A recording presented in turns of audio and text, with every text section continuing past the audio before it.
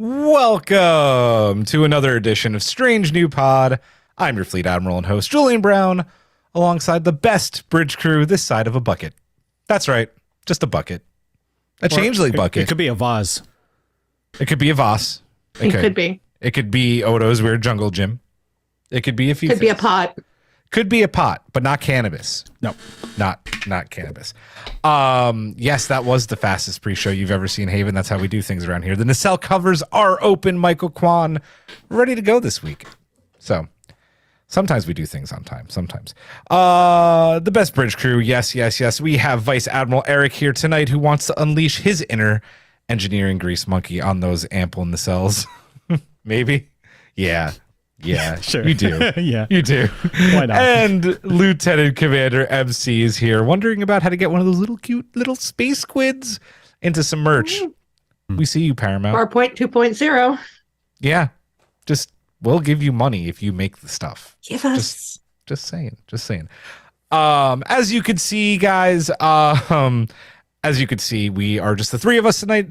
Giraffe and Hawk are taking the night off. People need a break. Giraffe is currently in Canada, which means the podcast is still way outnumbered Americans to Canadians. I'm the only American left. That's okay. It's fine. It's cool. How we doing? How you doing tonight? Good. Good. Yeah. So yeah. Eric's having a day. That's all right. That's all right. It's a day. It's a week. It's a week. It's a day. We understand. But we're gonna have fun. This was a great episode of Picard. Speaking of what's happening this week, what happens when Beverly starts tracking the nebula pulses? She makes a big discovery that may be the key and they're escaping. What is that? And then with the changeling, the bucket got me. That is not a tongue twister. With the changeling still on the loose, Seven and Shaw form a little bit of an uneasy alliance. That was fun to watch. How does that go? And what do we learn about Captain Shaw's past? Lots of things, including him being a dipshit from Chicago, one of my favorite cities, by the way. We are going to a shirt, man. Sorry, I want dipshit from Chicago on a shirt. I mean, it could happen, and we can make it. Or shirt, a sticker. We got things that we could do. We're gonna break that all down. But first, Eric, what do you think our patron collective at the Ready Room level and above? And it has grown, so be prepared. Hit it. Never be prepared. Never.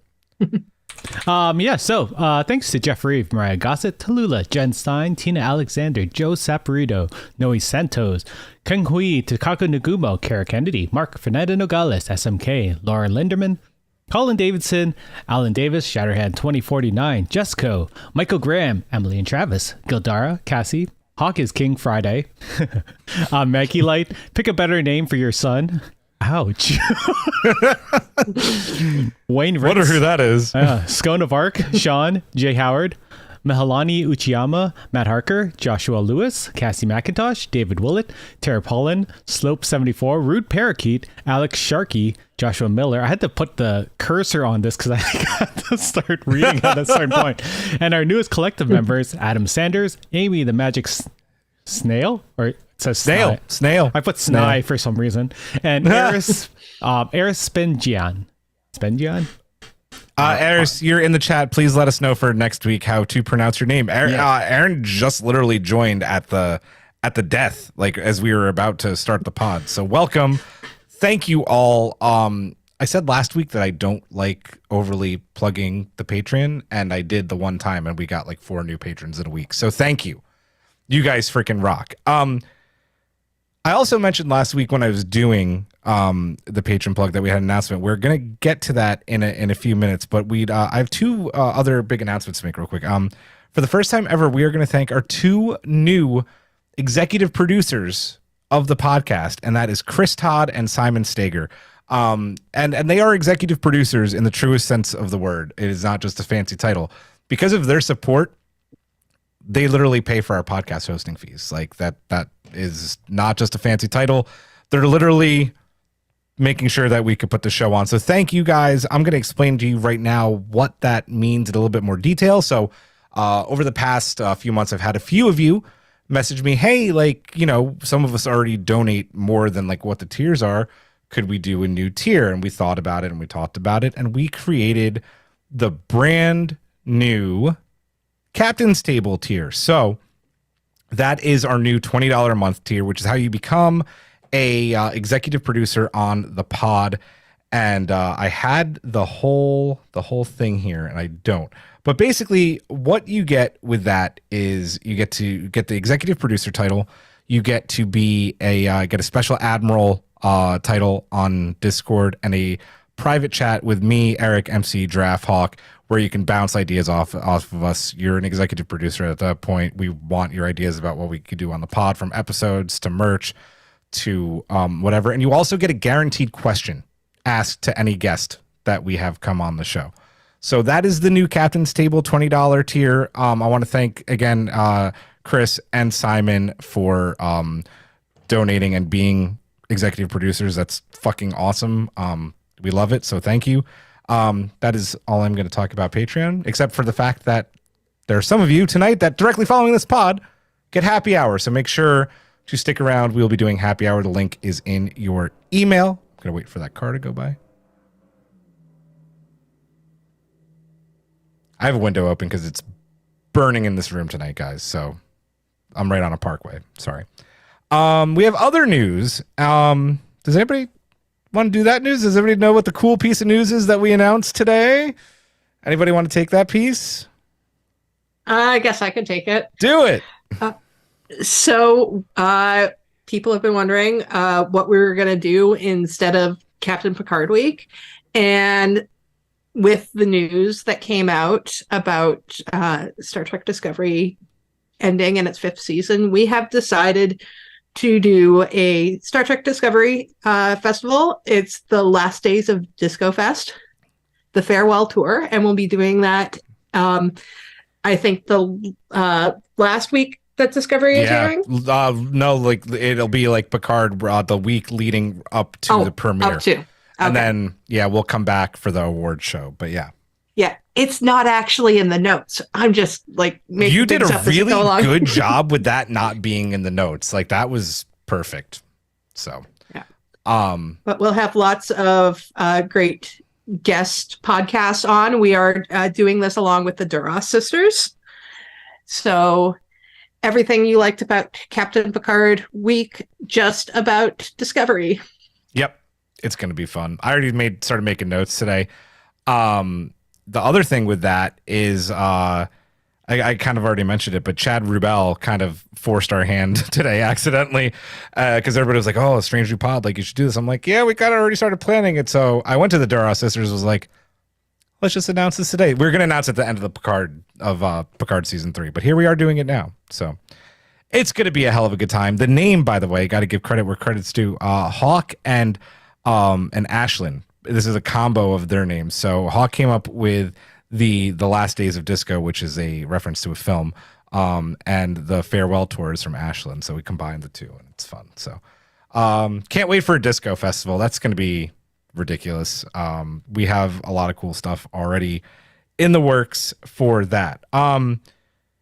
Giraffe wanted me to give some notes before we got started tonight.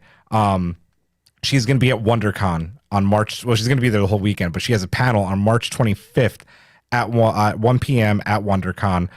She'll also try to do a live that Saturday. So if everybody wants to watch that, she'll do it from our socials. So I'll be there for that if you're going to be at WonderCon. And then she'll also be at Trek Ticonderoga this Saturday, which is the original series set tours, which I was actually going to go to, but I had something come up. So check her out if you're going to be there. She'll be in, I think she said she'll be in her Romulan outfit. So 7 p.m. 7 p.m. at Ticonderoga. So there's that. Is there any other news? Hi, Giraffe. Hi, Giraffe in the chat, even though she's freezing cold in Montreal, apparently. Excuse me. Any other news? Did I miss anything? Good? Nope. No? Good? I didn't have a Strange Loop this week. I'm just good. Oh, wait. There's a typo then. 7 p.m. at WonderCon. 7 p.m. is her panel at WonderCon, not at Trek Ticonderoga. There was a little bit of a typo there. That's okay. Everybody good? She put it in the chat. She doesn't need me. See, I didn't have a Strange Loop this week. there just was, I think, too much to talk about with this episode. Nothing was like super strange, new, loopy. So that's a new one. Let's just get into this one. It is our review of No Win Scenario, episode 304 of Star Trek Picard. Our order tonight will go MC, Eric, followed by myself. Let's talk about some more stories, right? Because this episode features both through flashbacks, some pretty cool flashbacks, and then the 10 Forward program aboard the Titan and the holodeck, which they very cleverly explain why they can run that when they're all about to die. I like that. God damn it. Stop making things nerd proof. I like nerd proof. That was in Voyager too. Oh, was it? Yeah. Nice. They never said it in Voyager. Yeah, they did. Kim said They it. did? Yeah. Oh, did he? He said that the holodeck runs on a different energy matrix than everything else in the ship. So, Oh, okay. yeah. I just naturally don't listen to anything Harry says. I mean, that's fair. He's only an ensign. You shouldn't. He died so much for that ship. He did die so much for that ship, much. and he never He deserves got. the respect. He does. No, he really does. So through flashbacks and then aboard that program on the Titan, Jean-Luc is like, listen, we're going to die. I'd like to get to know you a little bit before we suffocate to death.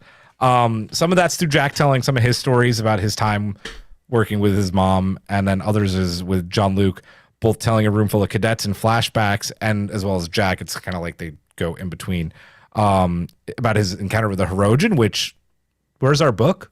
I want to read the Enterprise and Worf encountering the Hirogen, please. Thank you. And then as well as a similar no-win scenario with Jack's namesake and Jean-Luc's best friend, Jack Crusher, when they were officers. I had cadets here, but I was wrong. When they're officers aboard the Stargazer. What did we think about the we're all about to die bonding time? Well, first of all, in terms of the flashbacks, teach those cadets not to bug people when they're eating. It's fair. But considering how long... yeah, but I mean, like, fork and knife are in his hands. Yeah. I know, I'm just joking. Yeah. But yeah, I think this was actually the episode where I told Julian that, oh my God, they're making this season nerd proof, because when they got the line about Jack Crusher being named after Jack Crusher, yeah, because I mean, everybody was wondering about it. Yep. And it's like, we're going to explain it here, just like we explained his accent. And also we're explaining the because I think I actually, like, the second they started the holodeck up, I was just like, why are they running the holodeck while everything is going to crap? And then they immediately addressed it. And I'm like, oh my, stop reading my brain. Like, I need to nerd about something. Like, I mean, I feel like they just know how bad Twitter is, and that you still see it even with the nerd proofing. So they were taking care of their mental health a little bit. Yeah.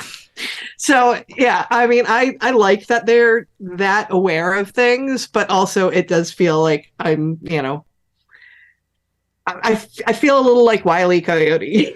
It's a good description. It's good. Yeah. But yeah, no, I really enjoyed the story. I mean, I knew that Picard and Jack Crusher were friends, but I did not realize just how long that friendship went back, because I think why you got confused about the cadet thing is because Picard did mention that they were friends as cadets. They were. Yep. And, you know, of course, you know, we get the nice story that is going to play a good part in, you know, of course, you know that it's got to play a part in what's going to happen. So, but it was still entertaining enough that, and with the naming Jack Crusher and Picard saying that he would have done it the same, I believe he actually does in the books. I believe it's Jacques is the name of. I think in the books he has a. Is it Rene Jacques? It's like Rene Jacques. He has a super long name in the books. Yeah. So he does. Yeah. But yeah, it was always in there. So I, you know, the nerd proofing works. And I liked seeing them bond together. And I mean, of course, having that nice moment with Riker, basically telling him it's like, you need to like spend this time with your kid.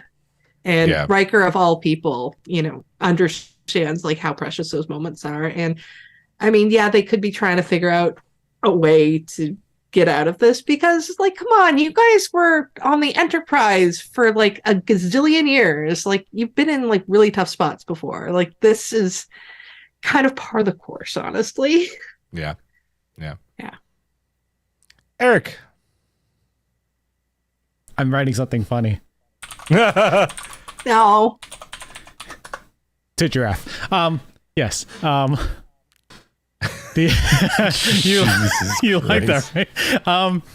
I thought it was beautiful. I love the idea of these two dual storytelling moments where Jean-Luc is telling the cadets about, all these stories, even though he wants to just eat his fish and, get on with his day.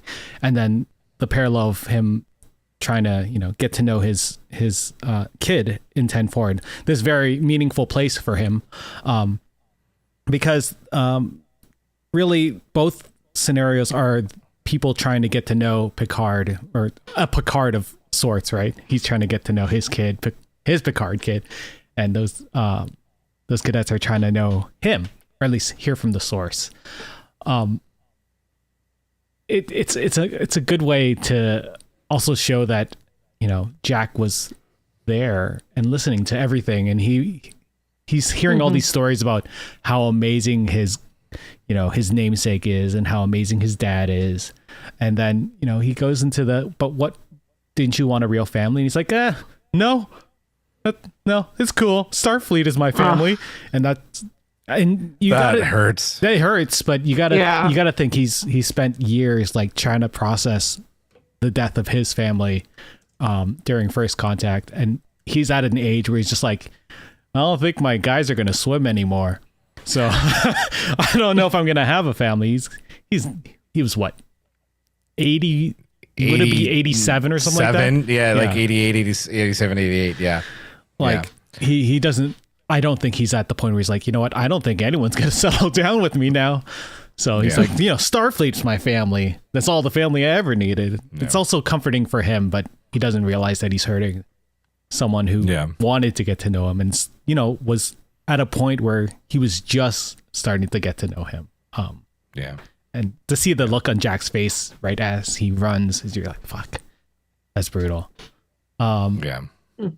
I like the idea of... You would have thought that Bev would have prepped him better for going to see Picard. It's like, But how can you... It was a little ambush tactics, though, too. I mean, I don't think Jack or Jean-Luc would have maybe known that, a freaking bushel of cadets were going to come ambush him on that given day. So he's probably going to come over with a drink, and he's like, all these kids are here. Fuck. Then again, there's a painting of him on the wall. So, I mean, I'm guessing that it's a hot spot for cadets. I keep thinking 10 Forward's in LA. Those cadets are at the Academy in San Francisco, but I forget that you can literally just walk through a transport and go wherever the hell you want to go. So, 10 Forward for lunch. Super cool. Yeah. As for naming Jack, I thought it makes sense. His best friend, and Beverly's best friend for a period of time. I like the story. I like that he said that he would have done it too. That was cool. As for the holodecks going on their own energy circuit, that makes sense to me. Like, if people are gonna be like, fuck, we're gonna explode in a supernova, let's go to like Fiji or Rigel, one of the Rigels. Riza. First of Shamaharon. Right. Go. Yeah. Hawaii. I guess everyone likes Hawaii because Jack Ransom's from there. Not really, but not really.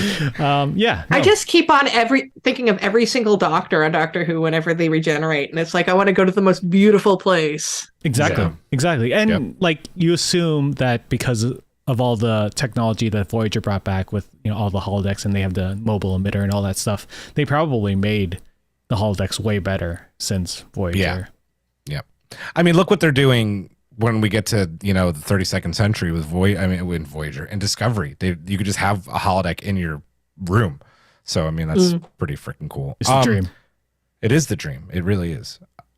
Chris brought up a great question in the chat. With that in mind, how often do you think Jack was just sitting there watching? This is the one time he found an opening to talk to him? Do you think like he went there multiple times, had a beer, didn't have the courage, came back? Like I feel like the answer is yes. Yeah, well, Picard's probably not there all the time, right? He probably went there and was like, is my dad here? No? Oh, fuck. And then he walked. Oh. Guinan's totally talked to Jack. Guinan knows exactly who Jack is. Oh, I just got goosebumps. Oh, she totally does, doesn't she? She has I mean, she didn't even need to talk to him. Like the second she saw him. Yeah. Oh, wow. Great point, Chris. They're really, really well done. Yeah, I loved this. I absolutely loved this. I love the chemistry between Ed Speleers and Patrick Stewart. It was really good. I love that he just breaks the ice with the hair question, just because it's a valid question. He's gonna die. He's not gonna lose this. He's gonna die with head on his hair. At least he thinks. So, I mean, that's a plus.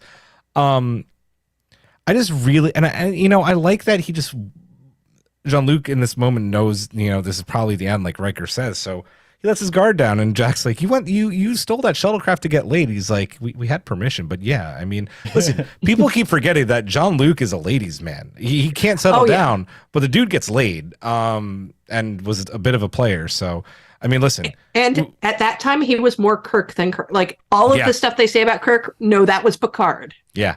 Yep.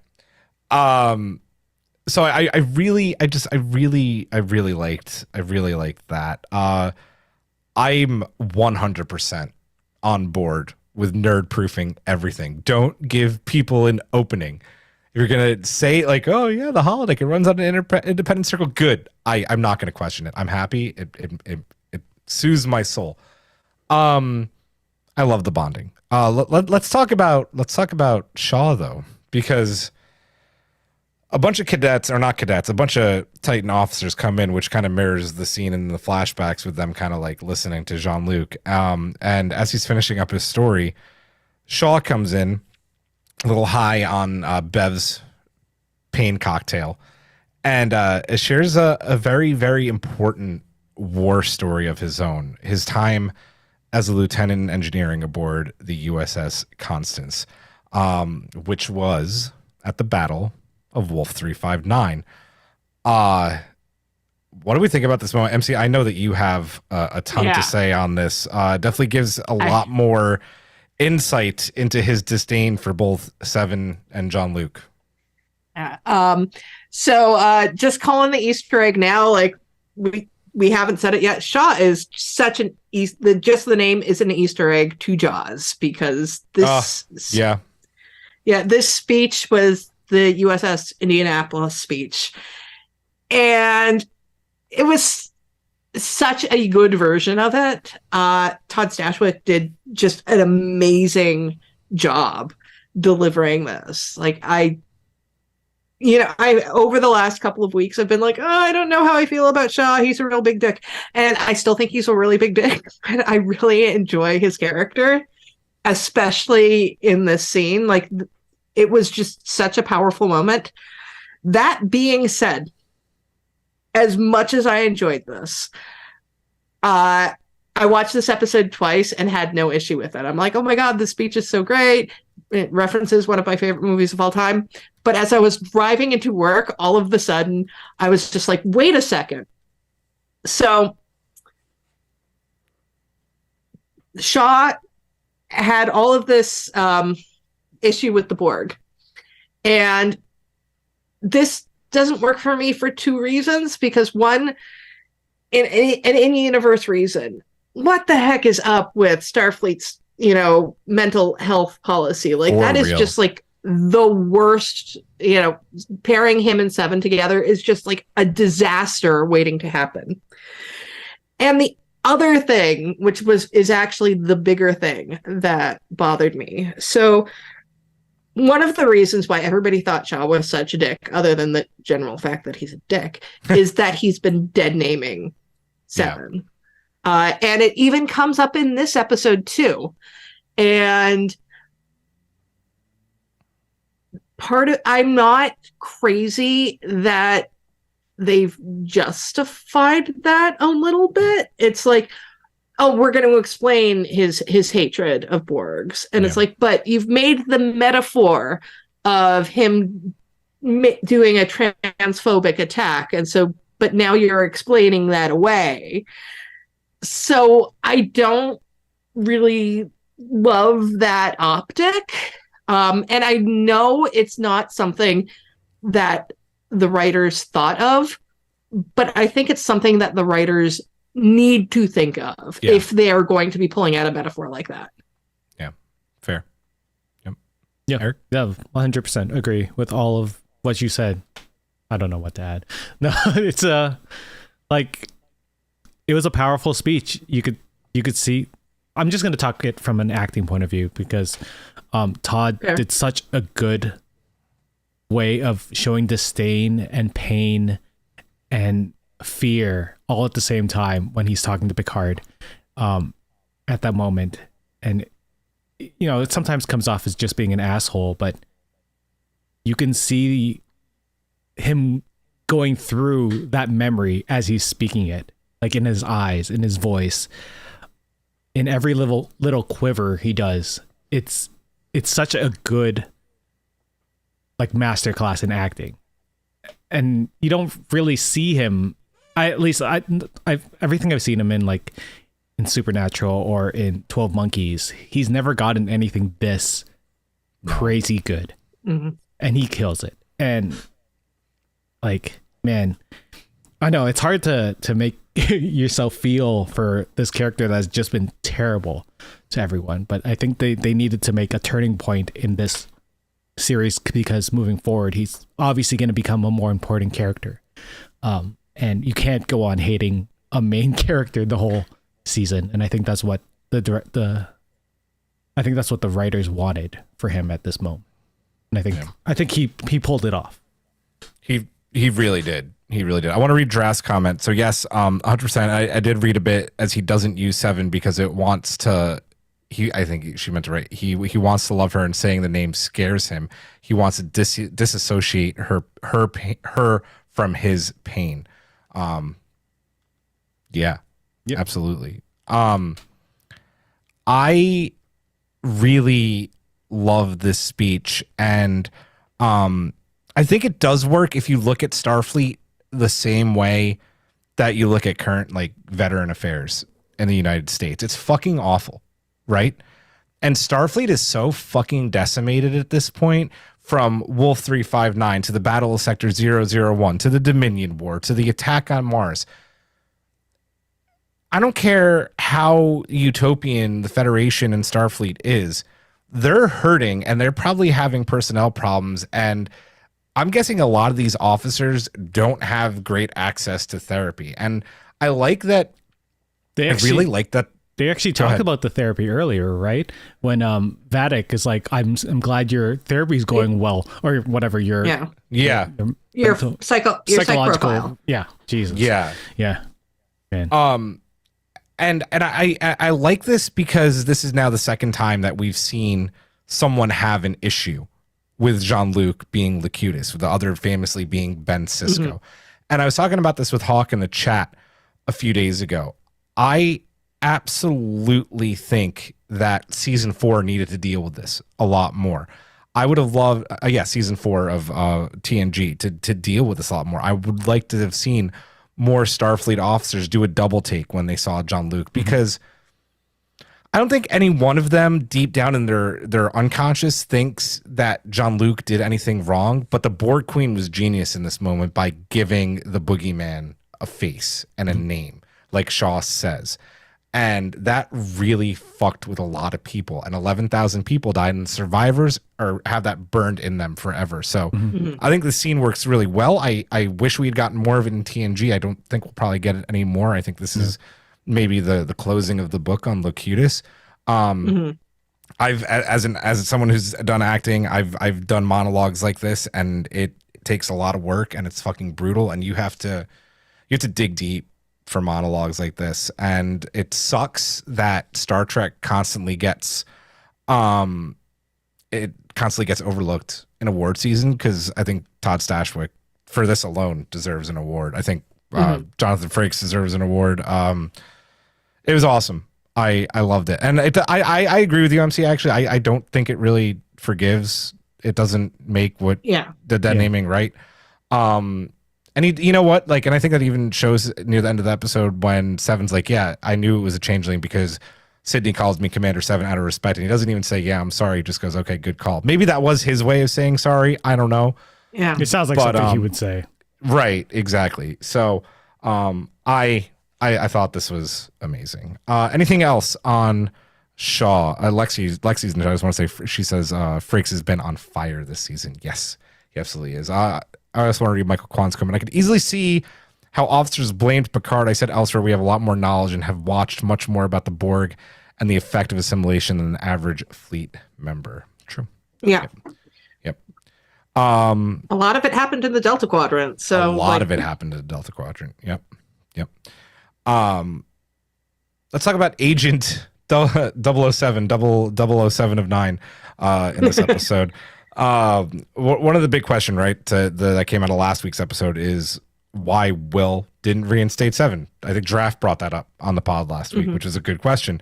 We get a very quick answer to that this week. Will thought that she could do more undercover in an unofficial capacity to hunt for the changeling, which kind of works out. And in order to do this, we actually see Seven have to work with Shaw because he's the only one who knows that ship inside and out. Well, what do we think about these two having to work each other kind of for the common good and finding the changeling? Well, I mean, I'm not sure I entirely agree with Riker on not reinstating her, because you would think that if she is not currently a member of the crew, like she's, considered in the doghouse, that she wouldn't have access to everywhere. I mean, that doesn't seem to be a real problem, but in reality, like, that would be an issue. But, sure, not having her with responsibilities, just, giving her this off the book stuff. It's nice for Seven to have something to do. And seeing them together, it's an interesting dynamic, because we do get to see more of Shaw outside of being a jerk, seeing actually kind of him being smart. And Seven didn't go through the Dominion War. So she does not really have experience with changelings. It's all just, read knowledge. Meanwhile, if Shaw was at Wolf 359, he lived through the Dominion War. He actually probably a lot of his moving up in the ranks was during the Dominion War. So yeah, you'd have to he's a good person to go to.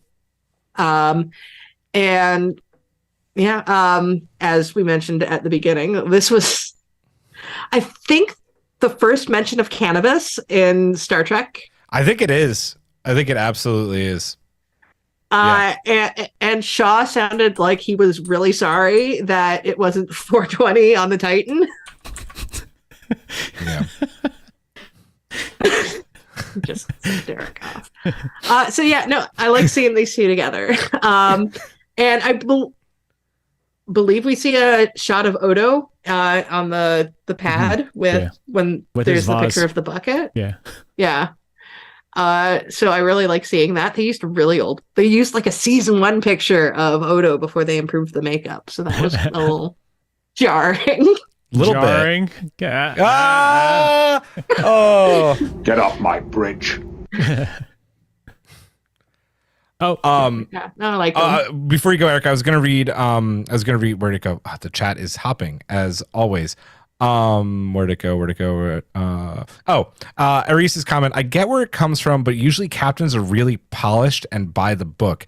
Past characters have acted like Shaw have always been non-Starfleet in the past. I don't necessarily agree with this. We've known during the Kirk era, during the Pike and the Kirk era, after Wolf 359, that Starfleet was desperate for captains and were promoting very quickly and probably not doing as extensive research into psych evaluations and the like, because they needed to fill chairs. I'm sure it happens now in real life too. It does happen now in real life. Like this, but I mean, look. Yeah, sorry.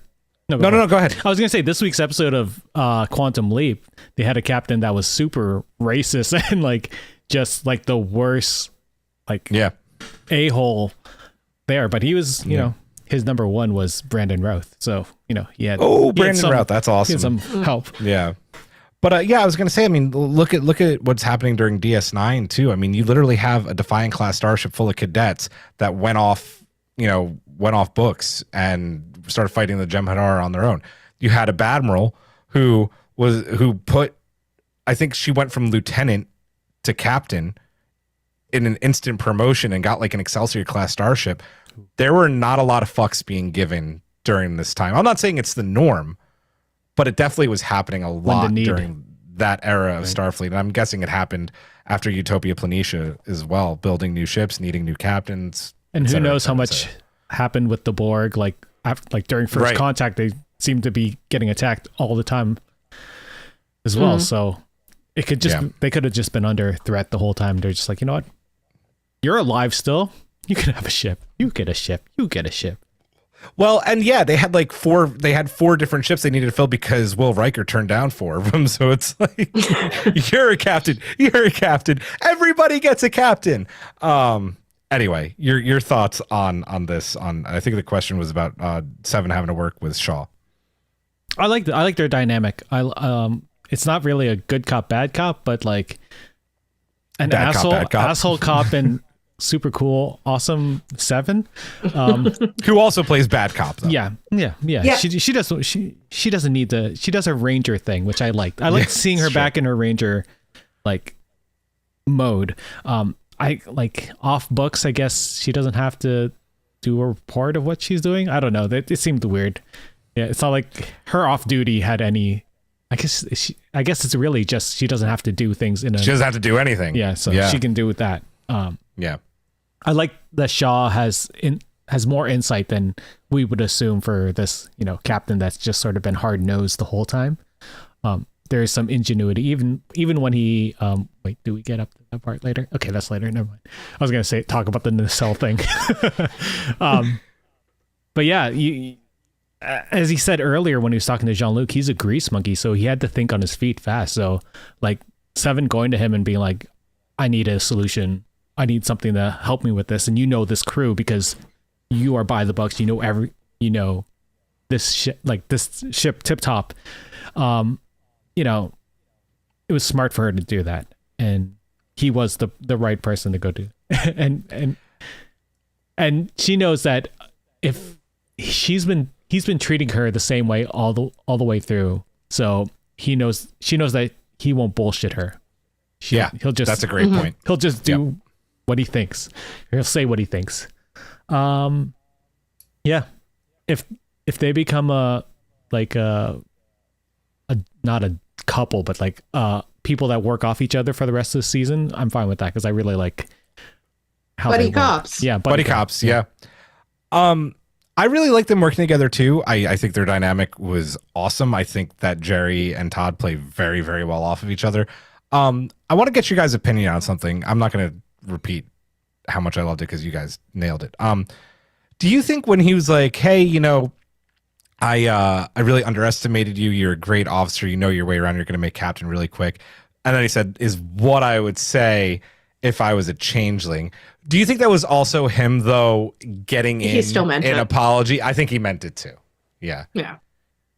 I think that was his it's way. Something he thinks, but would never say to her. Yeah. Yeah. Exactly. And said it, and he did say it without actually having to say it. Yeah. Which is totally him thing to do. It's totally a Shaw Dick from Chicago move. But it worked. Yeah. Of course, guys, this leads all to what did I write? Sometimes I don't even know what I write in the outline, guys, and I'm the one who writes it. This is why I wanted to read it so they could edit me, but they don't. No, I'm kidding. You just tell me to edit it, and I will do it. Nope. You made sure I didn't spoil something from next week's episode, so you get. Yeah, well, no, I'm just saying, like, if you tell me to edit things, I'll edit. You get an extra mac and cheese senior officer replicator ration. So, yeah. Craft. I don't know what's 1/4 portion. Sorry, had to. This leads to Seven getting stuck to what am I, guys? I don't know what I wrote. Anyway, they have a bit right where Shaw and the Changeling are in a room. The changeling is Sidney LaForge. And I know what I wrote now. Seven gets to stick it to Shaw because earlier Seven was like, they both had that moment where like, are you thinking what I'm thinking? How can we get to the changeling here? So Riker gives the order for no one to go down there. Mm-hmm. And Sidney, quote unquote, goes down there, and it's obviously not her. And Seven shoots her after realizing it's not her because Sidney, not Sidney, called Seven Commander Hansen. And if Shaw was like, how'd you know? She goes, because she called me Commander, because Sidney calls me Commander Seven out of respect. A little jab, which is awesome. What did we think about this moment? I really like Shaw working on the nacelles. I thought it was such a great thing to have him do, especially since they did build up this whole thing of him being the grease monkey. And having it be LaForge, I mean, it makes sense because she is really the only member of the Titan crew we've really gotten to know. At the same time, it did not work for a single second. It did not fool the audience because we saw her like 2 seconds before on the bridge. No, I agree. Yeah. Yep. I don't think they wanted to fool the audience. I would agree with that too. I mean, like, that's true.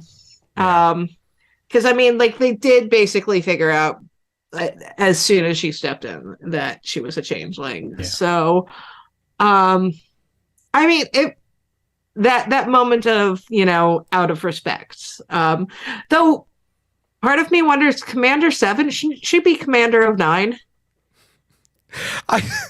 I very guiltily thought the same thing, and I'm like, I'm not going to be that fan. I'm just not going there. I'm not doing it. I'll always go there. Commander, or just Commander 9. Like, how is that any more ridiculous than Commander 7? 7 rolls off the tongue, like, Annika 7 shots. 7. Commander 7. I like Commander 7. Okay, but yeah, that line of out of respect was very good, and hopefully this will be the end of Commander Hansen. Yes, I kind of think it is. I think so too. Yep.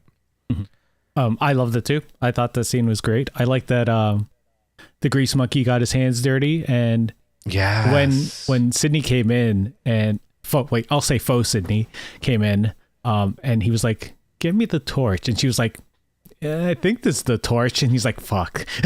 Yeah, he knew. He totally knew. Yeah. And I thought it was a good scene. I don't think they were trying to fool anyone. Like, no, who's gonna get from the bridge down there in that fast? I know Star Trek sometimes has some weird time issues, but no, I don't think that was one of them. The whole thing, out of respect, I thought that was cool. I thought the graphic of the changeling dying was really neat, and not just like disintegrating. I thought that the bubble effect and then back to the body was really cool. That was dope. Yeah. I want to know what's going on with that. Spoilers. We don't know. We don't. Yeah. We don't know. Yeah. I love this scene, and you guys both said it. I hate being the kind of like the musical chair here or whatever. I don't know, the copycat, but I loved that he literally like got his hands dirty, and like seeing him actually. I don't know how a fucking starship works, but what he was doing looked like it made sense, and that's always good for like Star Trek bullshit technobabble. I like the effect of seeing like the actual warp nacelle doors opening. I thought that was really cool. All the ice coming off of it because they're in deep space. Yes, that was so cool. It was so good. It was so good. I really like the scene.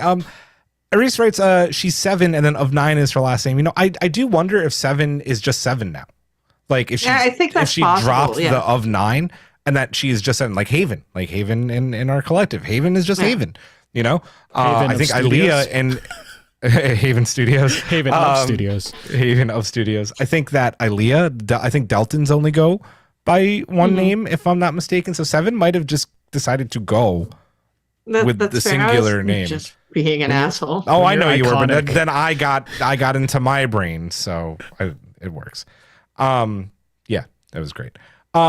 Before we get into our next segment, we are going to get into our trivia of the week. And speaking of last week, we asked what kind of gas was leaking from the Titan that made the Shrike able to track her.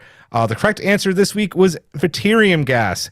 And we had another good round of entrants. So thank you for sending your answers. And everybody who entered got it right. So even bigger props as well. We were tongue twisters tonight, boys and girls, and fellow non-binary friends. We randomized the winners, and this week, congrats go to one of our newest patrons, Adam Sanders. Yay! Adam. And then we have a trivia question this week, and who wants to read it? Anybody? MC? I'll Eric? take it. Yeah, hit it, MC. Go ahead. When Admiral Picard and Sidney LaForge are navigating the oncoming asteroids, how many extra seconds did Jack tell Picard to hold on before activating thrusters again? There you go. We didn't even get to this part of this episode. No, we are not even there yet. Well, we're about to get to there, which is why we are asking that question now. I like Giraffe's comment, 7 of House of 9. I like that. I like that. And not Adam Sandler, Adam Sanders. That'd be cool if Adam Sandler was a patron, but Turkey for you, turkey for me. OJ Simpson, not a Jew. My favorite line from the Hanukkah song. So email us your answers for trivia this week to trivia@strangenewpod.com. You could also DM me if you're on our Discord. Yeah, get some more answers in. We should talk about that segment. It is the episode title this week. It is the no-win scenario. Titan is sinking like a submarine. We know, Eric, how much you love your submarine movies. I do too. Fucking love submarines. Me too. Beverly at the beginning of the episode, like they're like literally alive because of Beverly in this episode. Realize that there's a pattern to the pulses happening in the nebula, and she begins to track them. And yeah, so what did God damn it. I hate my outline today, guys. I hate it. Yep. Oh yeah, so with Riker still not sure about like if this is the right idea, because she says like, I think we're witnessing a birth and these are contractions and this nebula is like the amniotic fluid. Bev along with Jean-Luc both convince him, right? Like what you said, MC, at the top of the show. You did this for 20 plus years aboard the Enterprise. You're legends. There's always a way. And finally, Will is like, let's get the hell out of here. What do we think, though, about Bev taking this charge during this moment and kind of like picking up these breadcrumbs throughout the episode? Before you start. Yeah, go Before ahead. you start. When you said last week that you wanted the scene around the table, I was laughing to myself because like it's in the next episode. It's in the next episode. Yeah, no, that was going to be the first thing I said. I was like, I got my magic meeting room scene. No, I love Bev being able to do this, because this is letting Bev do something, like actually be a part of things rather than just like patching people up. And it's something she's good at. This is biology. I mean, it's weird space nebula biology, but she's been doing this forever. So of course she's gonna like know how to like work this kind of stuff. Of course, I did also think that it's like, oh, Deborah from the Elysium Kingdom is pregnant. Oh my God, that would be amazing. I know, right? Will Riker, William Thomas Riker, what the hell is wrong with you? Like, I mean, you think the idea of leaving a letter for your wife and daughter too is better than taking the chance to get out? Like, come on, dude. Like, this is like my biggest problem with all of this is that Riker was not. I mean, I know people change, but this was so not the Riker maneuver. I think that when he said at least we'll have something left over, I think he thinks that if they tried, they would just get pulverized and nothing would be left for any of them. Yeah. No, and I get that, but is it better to like leave a letter for your wife, or to actually like have the chance to go and see her again? And I mean, I feel like there's no question, especially when it's people like Jean-Luc Picard and Beverly Crusher, two people that you respect like more than anybody in this world, that you've worked with all of these years. You're not going to take that shot. Yeah, and collectively saved each other's asses countless times. Yeah. Yeah.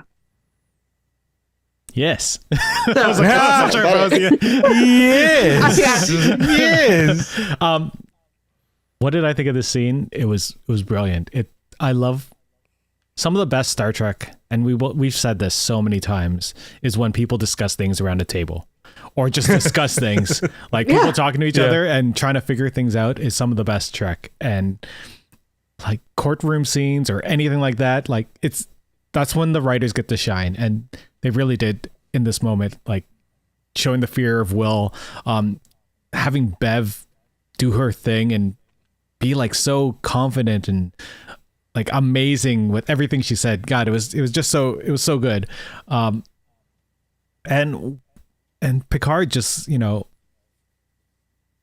was trying to reach just some sort of like part of Riker, the Riker that he knew back then, the one that would trust him with anything. And then Bev pulling out the Deanna card, man, that was another blazing Bev moment. Yeah, right it was. there. It was so yeah, good. She knows the buttons to push. Yeah, and then the turn when you get that sparkle in Jonathan Frakes' eyes, and he's like, you know what, this would work if we do this and this. And you're like, fuck yeah, they're working together and they're gonna get out. I loved it. It was great. The spark moment was like the best moment, right? Where Jean-Luc, it was that moment when Jean-Luc's like, we've been here before, Will, in this moment. And it's like he turns around. So going to what you said though, MC, about like, this is not the Will Riker that we know, right? I'm gonna kitty cat. Hello, that's Skywalker. Skywalker, come back. No, I want to pet you. Don't come back. She doesn't want you to come back. Oh, no, okay. I just don't want him to attack the camera. He was going for the camera. Oh, you are so cute, it would Skywalker. be amazing. Do it. It would. I'm gonna steal your TikTok channel and your YouTube channel. What do you call it? Tagline. My headcanon minute. Your headcanon minute, and say that I think the writers in this episode and in the previous episode were really trying to say that even though, and I've mentioned this episode a few times before, All Good Things is an alternate timeline and it didn't happen, it doesn't mean that some of those mannerisms didn't seep into these characters still. And this is very much, up until the moment he does turn around, this is very much that Admiral Will Riker on board the Enterprise D who wants to play it safe and does not want to take the risk and does not want to go into Klingon space on the whim of a beaten up, going crazy old ambassador, not even Admiral Picard, Ambassador Picard. And I think, listen, I'm not on the writing team. I don't have the answer. I don't know. But I really think that that's what they were going for, was this is a little bit of that All Good Things Will, and he has a family and he doesn't want to take so many risks. That being said, when he took, and we're going to talk about Will a lot more in a second, when he finally did turn around. But Bev, I mean, listen, like Bev is not only like the doctor of the Enterprise D, I think head of Starfleet Medical twice. She has this whole new level of just like take no bullshit, because she's been doing the frontier medicine shit now. Like, and she figures it out so quickly and she just doesn't take no for an answer. And I really like that. And yeah, invoking Deanna was just like, I loved it. I absolutely loved it.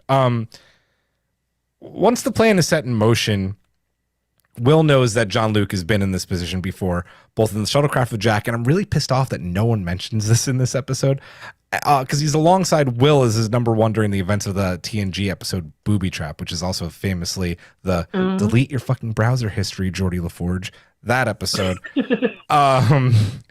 That's a great episode of Trek, though, where they're almost in this identical situation. So Will gives the con to the Admiral. He's the Admiral now. He's not Jean-Luc anymore. He's Starfleet. He's sitting in the con. He navigates them through the birthing nebula thoughts on the moment of getting to see Jean-Luc, the Admiral Picard, the Captain Picard in the captain chair, and then the birth of the itty bitty baby space squids. There's so much stuff about this. I really love getting to see just action like from Picard, like but action in like a different way than we had like in the movies where he's like riding around in an ATV and stuff like that. But you know, seeing him back in what's really his element, and the little itty bitty space squids. I in watching and when they mentioned Farpoint, I'm like, oh, they're doing Farpoint, but they're doing a good version of Farpoint because Farpoint really sucked. Like other than the Q stuff, like it's not good. And this was just a lot more interesting and actually seemed to have peril. And oh my god, they're just so adorable. They are. Everything just really came together really nicely in all of this because I mean, from a writing perspective, you can see where a lot of the threads are, where they're putting things, but that's not always a bad thing to be able to say. It's like, oh, well, this is why you put this story in about Jack, even though it doesn't really have anything to do with anything. You just, but you need to have it in there so that this bit works. And, it's all good. And I really, I like it. Eric, before going to read Marty's comment, the music when Picard sat. Oh, you want to read it? No, go for it. Were you going to read the music when Picard sat in the chair gave me goosebumps? Marty, I've watched this episode 4.5 times now, half because I go back and go through it to make GIFs. Every single time without fail, all the hair on my body. The music in this episode was amazing. Yeah. So, the whole series, to be honest. Yeah. Like we said on Twitter, as soon as this, comes out on vinyl or not vinyl, on anything, it'll just be on my playlist forever. Forever. This sequence was phenomenal. It had a very Kelvinverse vibe, and I loved it.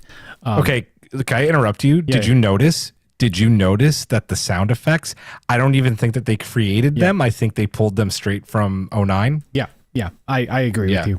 I had been watching Star Trek with Kateri, my eldest, since Prodigy. Like she's become more and more, interested in, so she'll come home and we'll watch Star Trek, and it's a very cute moment. But as we were watching this, and she was like, oh my god, and she was cuddling up close to me, she's sitting there watching, she's like, if they're gonna run out of life support, why don't they put on their spacesuits before? And I was like, oh fuck, you're very smart. Kids. Yeah. I'm like, that makes sense. She's like, because she's seen it before on Prodigy and on like Voyager, so she knows that they have them. And I was like, you know what, they probably should have done that for their helm, and whoever was trying to at least get them to go. And I was, man, she's going to be much better than me at this. Other than that, like I love the whole birthing idea. I love the idea of having space aliens, and not. The good thing about Discovery is that we, like the last couple of seasons, that they've shown us like new aliens and like things that we wouldn't expect, especially last season, like that whole ending with that alien that I can't remember the name of it. The species 10C. Yeah. And seeing stuff that, they're not just bipedal aliens that we're so used to. So having space squids and then, cuter versions than the Farpoint one, man, that's so cute. I love it. It felt very Prodigy, like the design was more out there and but still very cute. Oh man, such a good sequence. Everything here. The did we talk about the... Oh no, we're doing the asteroid thing next. Never mind, because that's part of this sequence, so I can't. Yeah, but great. I loved it all. When they ended it with Bev saying, to seek out new life, and you're like, fuck yeah, she finally got to say part of that speech. It was wonderful. I'm glad that they're giving her much more, and especially after screwing her over in those movies. And to boldly get the hell out of there. Oh, yeah. Yeah, I think someone on Twitter, I think it might have been Alex Perry from Trek Core, wrote, we haven't had a line since Cake is Eternal that'll be memorable in Trek history until Riker said, I think we should boldly get the hell out of here. Yeah. It is so good. So I'm going to say it. This version of Jean-Luc Picard that we got in this episode at the end when he takes the con, is what I've been waiting for since before the pandemic. This is what I wanted from Picard. I wanted to see him in command of a starship. They gave us little teases in both seasons that ended up being bullshit. And I know that he's not a captain anymore. I know he's a retired admiral.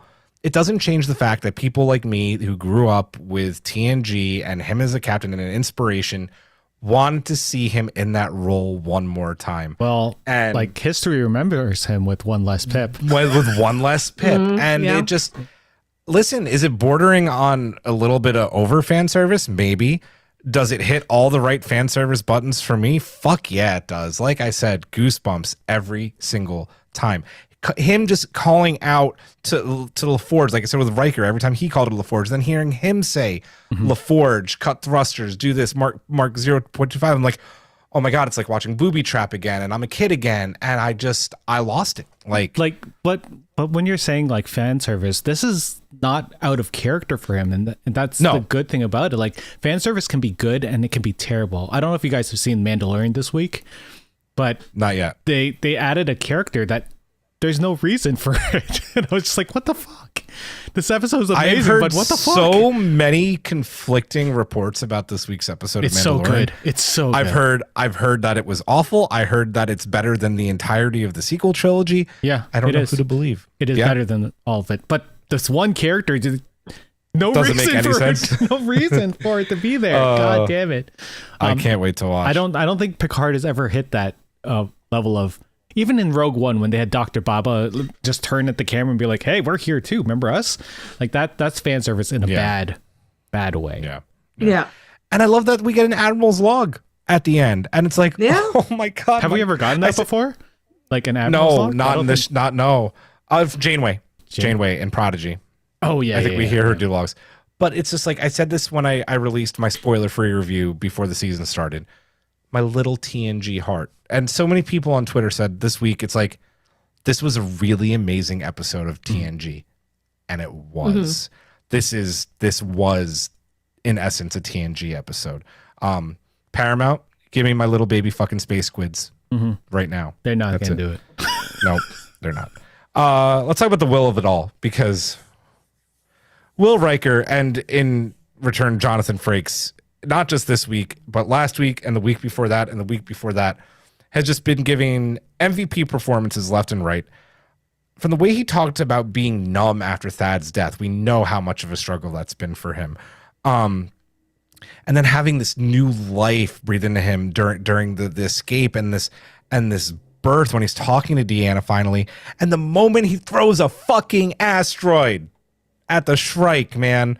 Well, what did we think about Will once again in this episode? I know that you already kind of hit him on not hit on him, but hit on the subject a little bit. Well, why wouldn't we if we could? I would. I mean, he's right here. Obviously, I've already said some stuff about it, some of his questionable decisions, but I will say, considering Jonathan Frakes does not act a lot these days, he is doing a lot because he is basically like the secondary character underneath Picard. Like,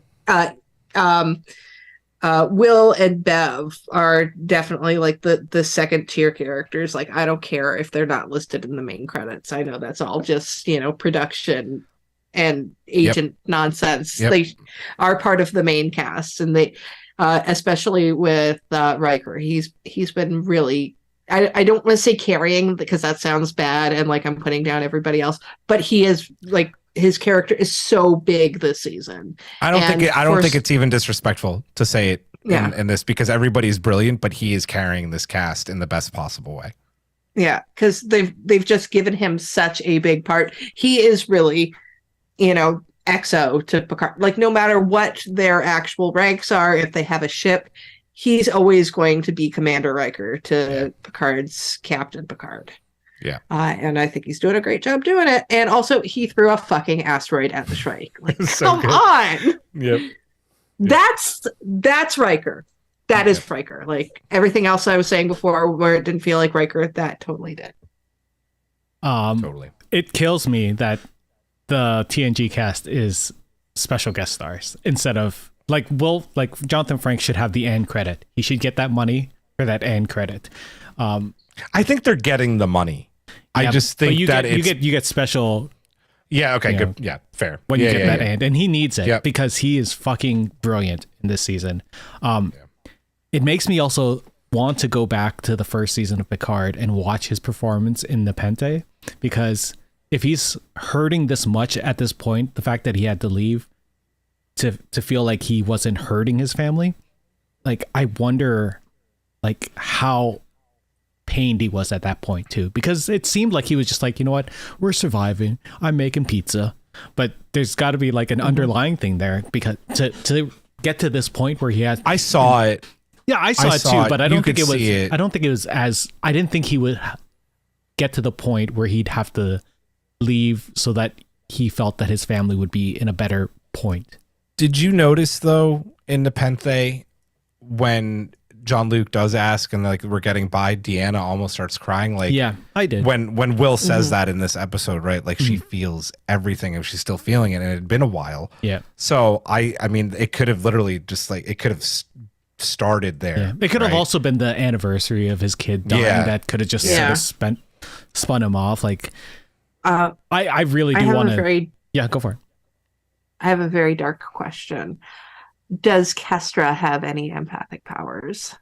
Oh God, I would assume maybe halfway, Yeah. a little bit. Yeah, maybe Yeah. not though, because I don't know. They seem to think that she was always a little special. At least Yeah. every time that they've talked about her. In the book, which I can't remember the name of, Dark Frontier. As Yeah. Dark No, Veil? The Dark Veil. Dark yeah, Veil. it always seemed like there was something a little bit different about her. Even both of their kids, right? They always seemed a little bit more intuitive than normal kids. Yeah. Yeah, I know. Yeah. Anyway, Jonathan Frakes is amazing, man. I love him. This was his return to the Titan of Lower Decks. Him with his leg Yes. up, Yeah. tooting on his trombone, just throwing asteroids everywhere. I love Galaxy Quest as well, so I'm glad that they did that little thing that they did in Galaxy Quest. Man, I hope this isn't his peak in the series. Like, Yeah. like because they're bringing back all of these TNG characters. I don't want it to be like, here's an arc for this person, here's an arc for this person. I just hope they're awesome all the way through. And if it's not, this is a good way for him to have his amazing moment in this series. Yeah. There's a conversation right now going on in the YouTube chat about fan service and a couple opinions from Mike Bronx and Draft talking about Mandalorian does more fan service than storytelling. Draft says she just loves the Mandalorian. And then a comment from Haven that I have to dispute, saying that's how I feel about Lower Decks, that it does more fan service than storytelling. To which I'm just gonna say I think that in 3 seasons of Lower Decks, they've done more storytelling and more brilliant episodes than in 2 full live action seasons of Star Trek Picard. So just gonna put that one out there. I think Lower Decks does amazing storytelling. I'm gonna get my 2 cents in there. I'm not gonna say anything more about Jonathan Frakes. He's here, he's there, he's every fucking where. Jonathan Frakes. I'm gonna do that chant for a different actor every week. He's my favorite character. To quote Mike Bronx, Jonathan Frakes really brought it in these last few episodes. His best work is Riker, and that's true. This is his best work as well, Riker, ever. So, I love it. Any final thoughts on this one? Do we want to have a brief chat about Vadic? Is she a changeling? Yeah, maybe. she is, Yeah, like 100%. yeah, right. Yeah, I think so will too. give Paramount all my money if she ends up being J.G. Hertzler. Because he played Laws, the changeling that disappeared and was never heard from. Oh, again. that's right. Yeah, Interesting. could be. Sorry, I got a little too nerdy. This is why my questions are so hard not at trivia. nerdy. It's more of trying to process that. Yeah, and remember it. Yeah. I thought the communication device was amazing, where she had to cut off her arm so that part of the whatever collective, not collective, that, but you know, The great, if It's that is part the of the Great Great Link. Link. but I right? know it's But not they're- really the link; it's a separated version. And of this it. is also, these guys aren't from the Great Link, right? This is an offshoot, Yeah, right? Is that that's- what Odo yeah. told Worf? Yeah. So who knows what it is? It's fucking weird. It was also a nice way for them to be like, we have to turn off the portal device now because we have to go in, so we can't use it Yeah. later and get an asteroid thrown at us. Oh man, so good. Yep. Anything else? Final thoughts? Good? I want to know who those people are. I want to know who's controlling Vadic. I want to know now. I'd like to know too. It's the butt plugs.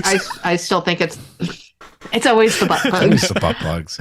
Even if Terry says it's not the butt bugs, it's the butt bugs. Yeah, I still think that we're gonna be getting more changeling stuff. So 100%. Yeah. Let's go into some Easter eggs because there's actually quite a few in this episode. Does anybody have any that are not on my list? Let me see your list. There's an Enterprise C in 10 forward. There is. Yep. There totally is. There's a picture of Guinan and Picard in that Generations when there is. Yeah. Yep. When they shouldn't have a picture of them because that's in that memory thing. You know, when she's like, aren't they together in 10 forward once, or is that where that scene is from? No, this is the house. So fuck. No. So you're like, no, that shouldn't be there. Maybe they're in the Nexus. Oh my god. Could you imagine if Picard never left the Nexus? Don't even, because that my brain is not ready for that theory, and I've heard that floated a couple of times, and I'm not ready for that. The Tamarian story, that was nice. That wasn't anything, was it? Apparently, Metalis 4 was a planet, or Metalis Prime, and all of that was mentioned in earlier Star Trek series. So it's not based on his name. It was mentioned in Enterprise. It was mentioned in Enterprise. That's so funny. Yep. I think that's it. It was still named after him, though. Yep, totally was. But he didn't do the naming. Yeah. So it's not as Dick. They did it kind of as a jab at him, which I appreciate. Oh, they mentioned Girardi's Borg. They did. They did in a way to be like, they're guess not the what? real Borg. They're not showing up ever again. And I know that some people are on the fence about that. MC. And we finally got to see Deanna Troi. Like we did in current time Deanna Troi, which was really nice. And she did a wonderful job. Yep.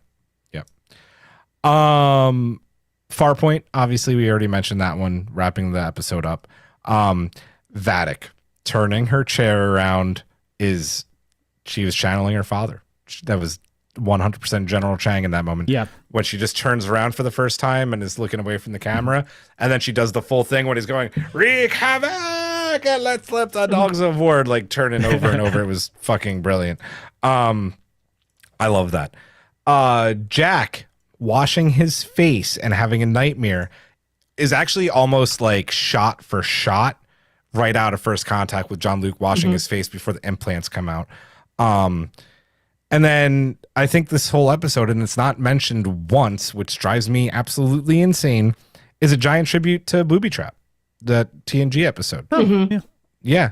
It doesn't get mentioned once, but like that's what this episode is more Booby Trap than Farpoint or the Jack Crusher Picard going to get laid shuttle accident, I think. Giraffe has mentioned that there's Calto in the quarters of the Changeling. Yep. Sure is. Yeah, there's a couple of other Easter eggs in here that I wanted to look for, but I couldn't find. We didn't talk about the whole Jack scene at the end. So I've been holding off on talking about that. That's fair. Until next week.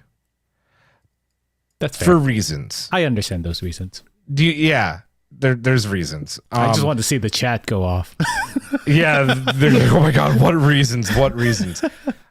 I'm just going to say that he's been having the visions. There just hasn't been a lot to talk about with them yet. And they're kind of just like a little stinger add-on. So it's not like, I like even the though red they're door. happening. It's very, it's very, 12 Monkeys? Oh, I wasn't going to say 12 Monkeys, but the all the other red stuff does look like 12 Monkeys.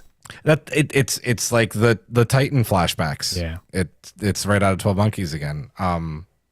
Maybe they'll go the winter. See, I don't know. I see the red door and I want it painted black.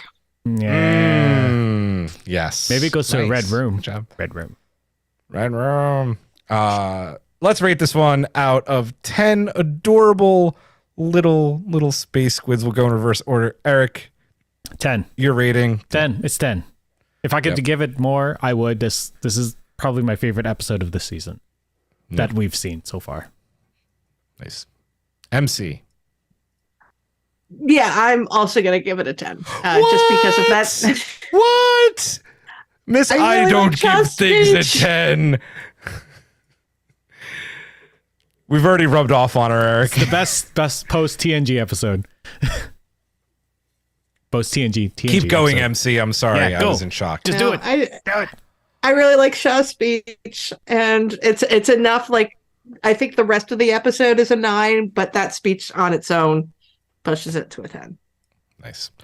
Yeah, this is my first 10 of the season. I'm going to give you a spoiler alert right now. Next week's is a 10 for me too. I can't wait for everyone to see that one. It is. This is one of my favorite episodes of New Trek ever. I don't know where it ranks in all of Trek, but it's really fucking good. 10 asteroids out of 10. 10 little baby squids. 10 squids. Yeah, Michael Kwan does give it 10 asteroids out of 10. Asteroids to the head. Ouch. Jessica K, I said 10 in the mailbag, but after thinking about it more, 9 out of 10. Lexi says I might agree. It's also my fave. Haven, I'll rate this 11 space jellyfish this side of Farpoint Station. I like it. Kang, 9 haddock lunches. That poor man's fish and chips went cold, and fish and chips should never be eaten cold. Was it fish and chips? I didn't see. It was fish and chips. Damn. Yeah, it was. Yeah.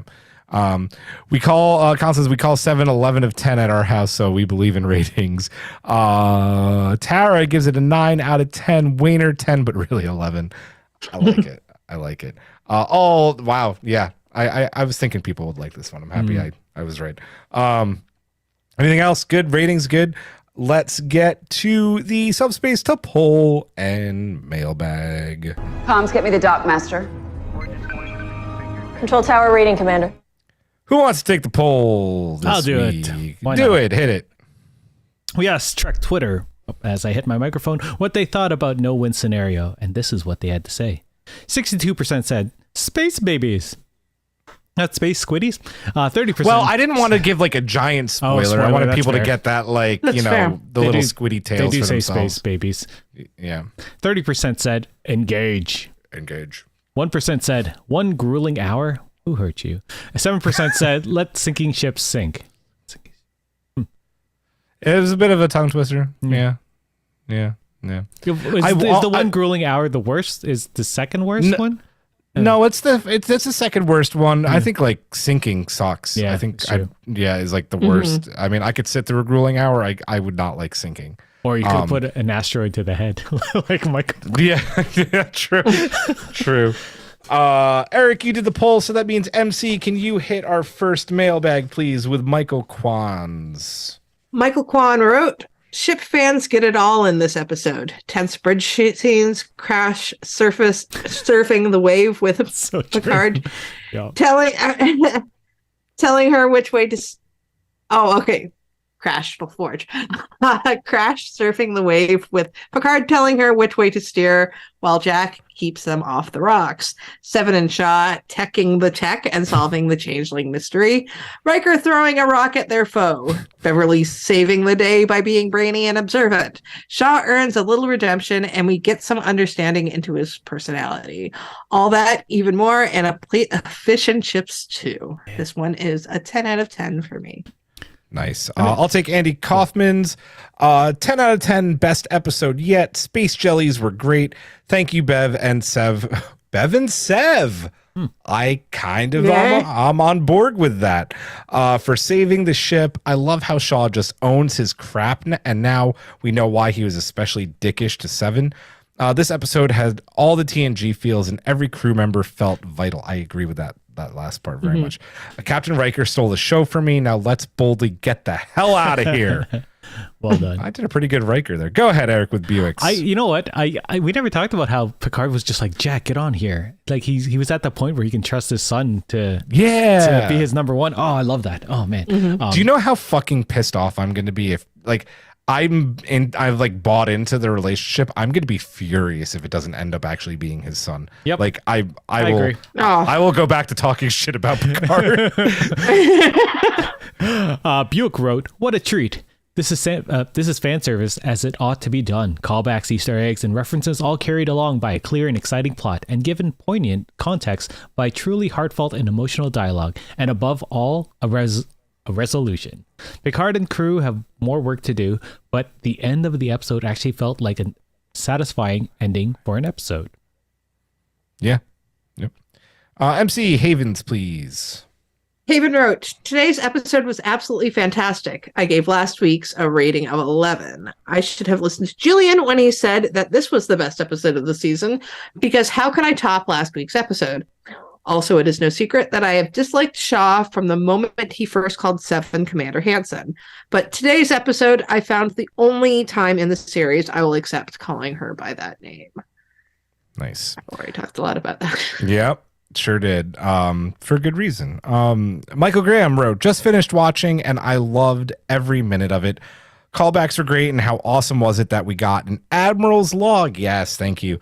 This episode was definitely a 10. I love this show and enjoying every minute of it. Engage. Back to you, Eric, with Tara's, I think. Tara wrote, this was a fantastic episode. There was almost too much happening. I knew they'd find a way out, of course, but this idea, open the nacelles and repurpose the energy while simultaneously riding the contraction out, plus toss an asteroid at the enemy for good measure, was pretty inventive even by Trek standards. I love Seven working with Shaw. I love learning a bit more of Shaw's backstory. Shit, I love Shaw. Don't enter. I love that scene too. I forgot about that. Yep. Oh my god, he's one of the great characters of all Trek time. I like how there are still plenty of questions. Changelings, Daystrom. Oh yeah, Daystrom. Shit, I forgot about that part. And getting away from Vadic, at least for now. Didn't take the whole season. I did not love the space babies. I mean, the idea was fine. We've seen this before multiple times from Farpoint to Voyager, but okay, sure, there are strange space-based life forms. But the ridiculous over-the-top cuteness was cartoonish. Aw. And why space jellyfish again? Still, not like I wouldn't buy a space jellyfish stuffy. So, finally, kudos to Jonathan Frakes. I don't recall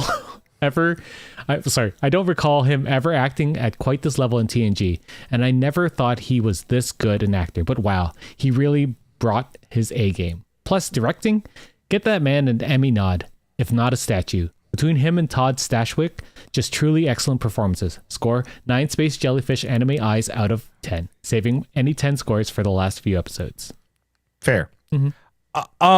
So somehow there's a glitch, and 2 mailbags that I had in the outline are not there.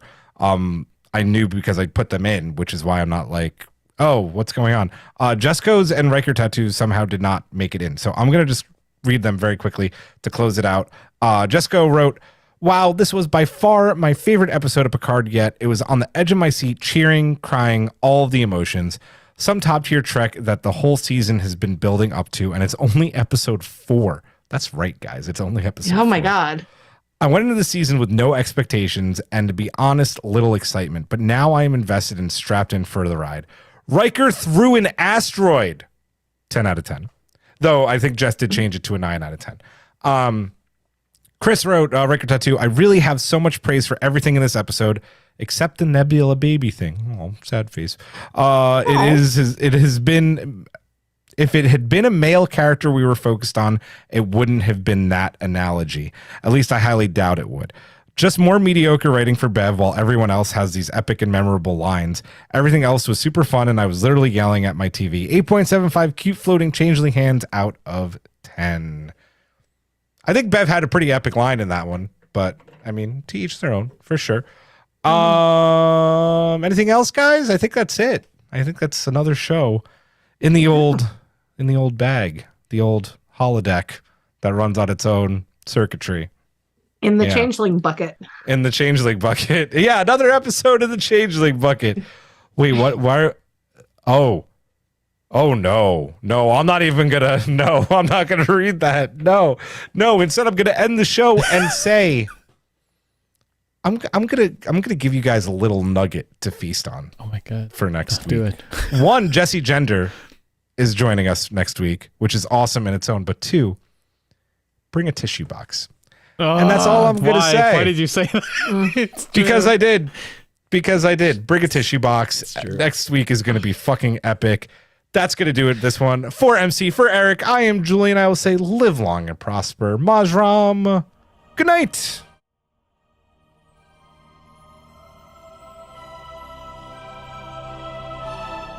Thanks for beaming into our podcast today. If you want to keep the hailing frequencies open, you can subscribe on Apple and Google Podcasts, YouTube, and Spotify. Like what you hear? Put in a good word with Starfleet and leave us a 5-star review.